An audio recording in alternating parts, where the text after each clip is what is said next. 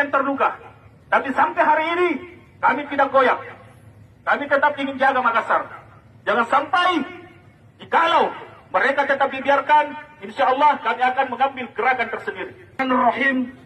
Assalamualaikum warahmatullahi wabarakatuh. Hidup pemuda Indonesia. Hidup masyarakat Sulsel yang melawan. Izin Komandan, hari ini kami turun ke jalan merupakan simbol dari ketidakadilan, teman-teman. Simbol dari ketidakbenaran, teman-teman.